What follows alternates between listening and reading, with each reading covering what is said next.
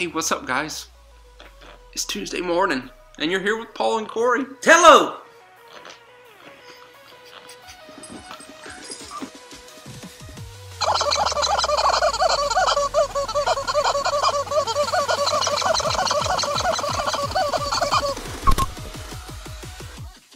Happy Tuesday morning, everyone! That's your cue to speak up. One. So, I don't even know what that guy was trying to do. Yeah, me neither. Because he's got a tree and he's got a long rope.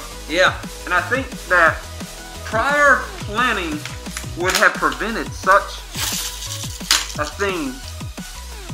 Maybe if he had one of these, he could have sawed the pole in half and he wouldn't have got shot up in the air by said pulley.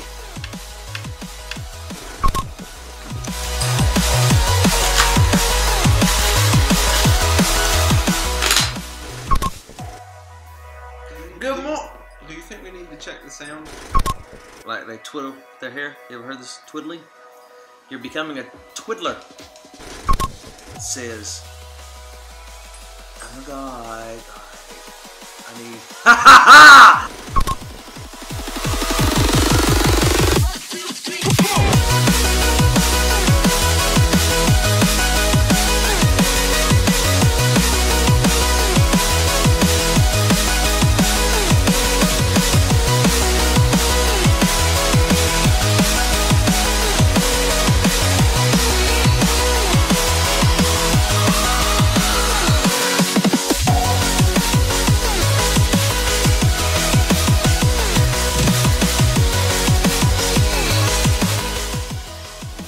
Good morning, everyone. What's up, guys? It's Tuesday morning. Tuesday.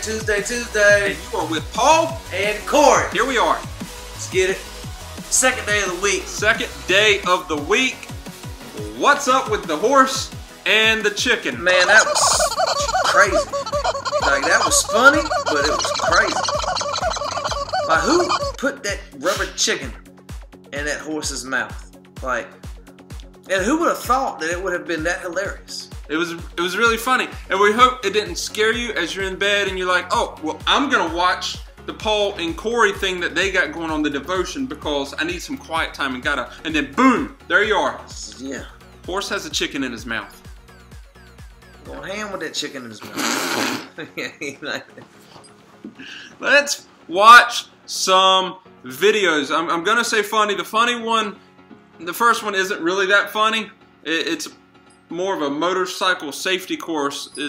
You know, you don't need to be doing wheelies at 70 miles an hour. But the rest of them are funny, I feel. Don't spoil it. Okay.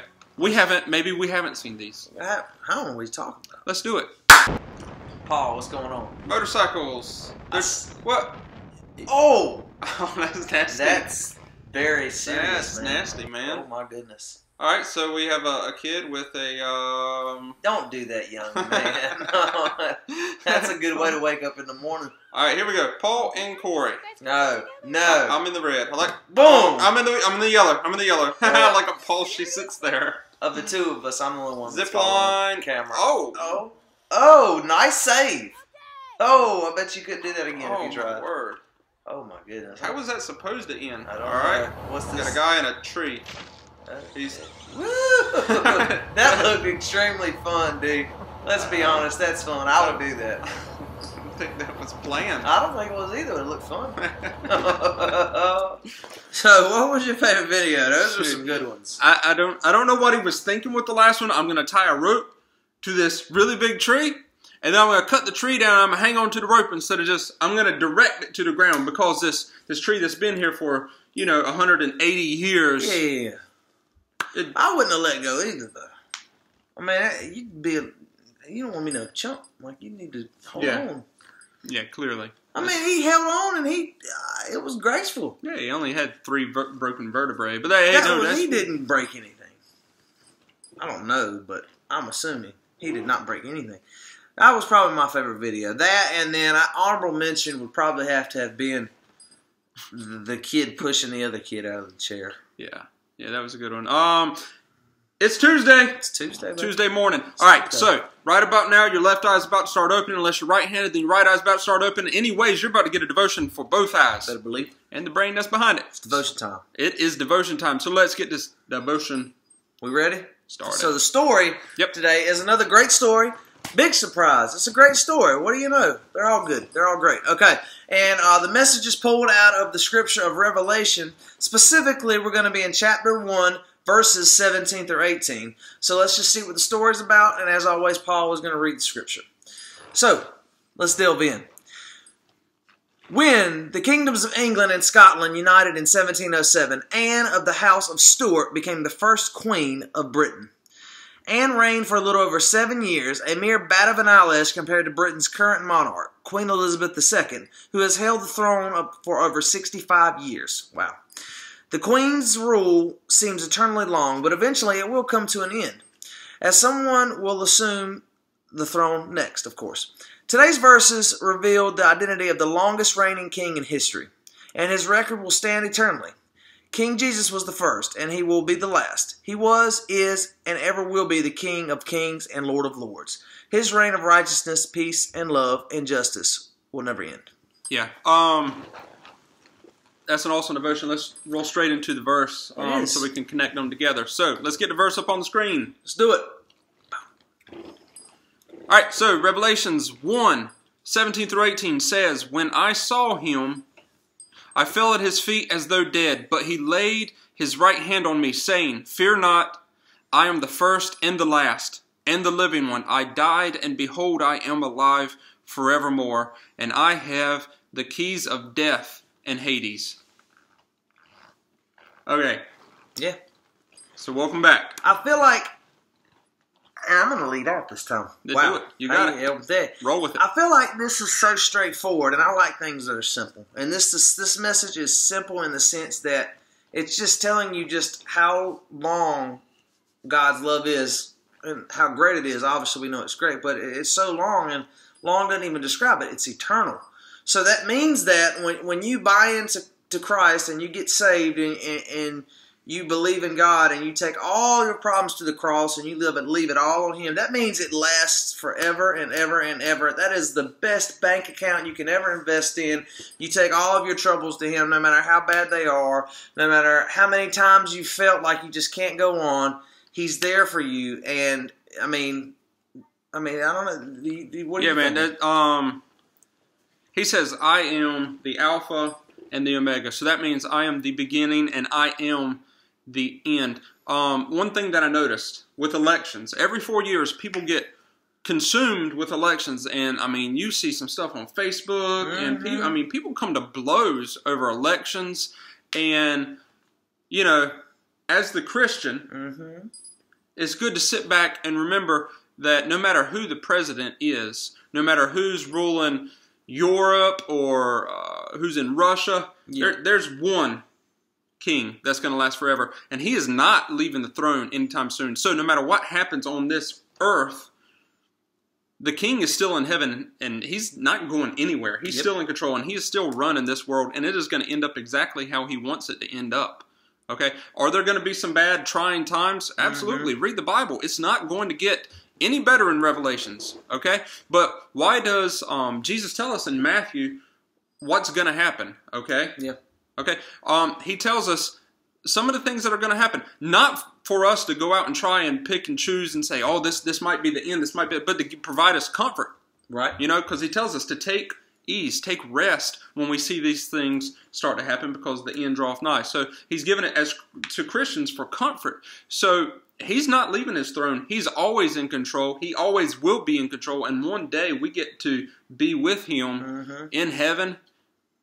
I mean, are you kidding me? It doesn't get any better. No, it doesn't. I think it works two ways, too. When you see the things that are coming to fruition in the Bible, as He has already told us and they're laid out for us, when you look at world events and you look at just all the things that just seem like there's all calamity and stuff, well, that's because He's already said this is going to happen. Just like you said, I don't mean to be redundant. But you can rest easy because you know, like, hey, you're able to recognize it. Same thing goes for your life when things are just not going your way and you just think that, you know, you don't have any way out. You can literally, you start to develop this when you start to buy into it, you start to develop this train of thought that when you used to have just wanted to throw in the towel and just said, this is not getting any easy. Instead, now you're starting to say, well, this is bad.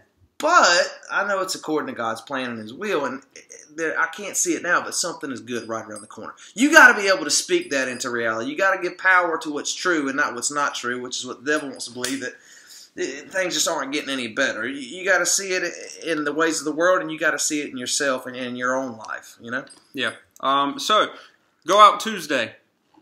Do something Tuesday that is just awesome for God, okay? Yes. That is just awesome. That says, you know what? I'm a Christian. I'm not ashamed. I'm going to be bold because my King is on the throne. Mm-hmm. He's not leaving the throne. He's not going anywhere. Whatever happens to me at the end of this life, like Paul says, okay? And I think we referenced this in episode 2 or 3. Yep. Like Paul said, for lack of better words, if you kill me, I get to be with Christ. Right. Okay? If I'm living, I'm going to live for Christ. That's right. Okay? It doesn't get, if we have that mentality, what kind of bad day can you have really? You can't. I mean, really can't. you get sick, I'm still going to live for Christ. If I die, I'm going to go be with Christ. That's right. You can't have a bad day. Are we going to have some bad days from time to time emotionally? Very possibly. But if you think on that, think on Paul's words. Think on what Jesus says, that I'm not leaving the throne. I am not giving up the throne. And if you're a Christian, no man can pluck you out of my hand. Boom. It doesn't get any better than that. It really doesn't. It's a really great way to describe it. So, hey, we don't have the D6 magazine. We're reading it off of the website, the computer here. And so we want to thank Randall House for the D6 content. As always, thank you so much. And if you've noticed anything different about this, there's been a lot, but one specific thing different about this show, episode 12, than any other one, maybe a special guest, and you can name that special guest, and you have subscribed, and you share this. So let's go through this. You gotta like, subscribe, share, and name that special guest in the YouTube comment section. You are going to get a gift card to Great Harvest Bread Company. No! A snap-a-dap-a-doo. All right, let's end this thing, man. Let's end it. You ready? Time to end it. We will see y'all tomorrow morning at a Wednesday morning at 6 a.m. in the morning. Thanks for being with us, guys. God bless. Thanks for hanging with us. We'll see you tomorrow morning. I got this one.